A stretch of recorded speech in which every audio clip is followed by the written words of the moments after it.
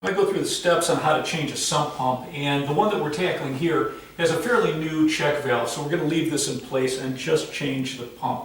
So the first thing we want to do is disconnect the electric, and we're going to loosen this nut on the bottom of this check valve, and what that's going to do is it's going to hold the water on the top here, and it's hopefully going to allow us to unscrew this discharge pipe from the old pump. So the pipe wrench, I just loosened this bottom nut, and you're either going to have a check valve like this with two nuts, or you're going to have a rubber gasket with hose clamps. And with that, you would just use just a regular screwdriver to loosen it.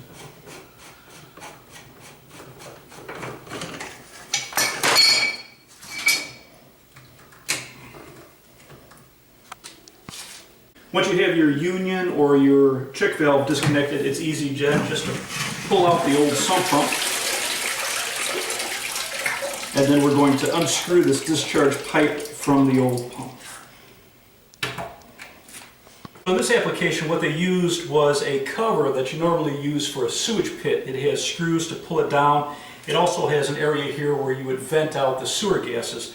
But in this case, they used it for just a regular pump, but they have a rubber gasket around the electric, so we're just going to discontinue this. In most situations, you're going to find just a cover that has a slit in it, and you'll just slide it over the pit and over the discharge pipe.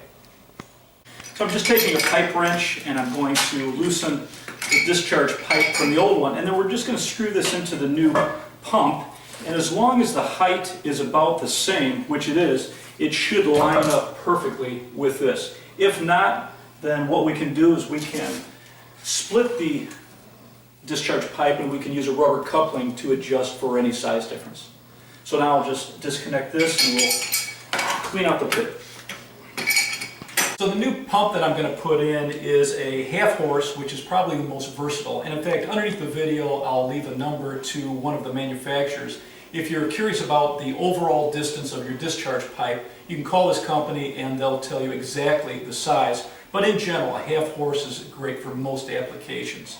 And I also like a vertical float switch. This is connected to a vertical rod rather than a tethered float, which is a ball that floats around, which you actually need a wider pit, 14 inches or wider, and it can get hung up on pipes coming into the pit. So I'm going to take the discharge pipe and connect it, and then we'll drop it into the pit. I tightened down the discharge pipe, and now we're just going to lower it into the pit.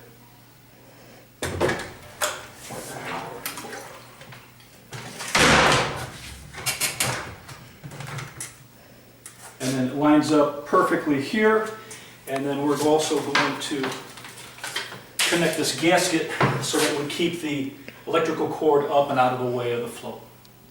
So I tightened the nut on the check valve, and now we're going to plug it in and see how it works.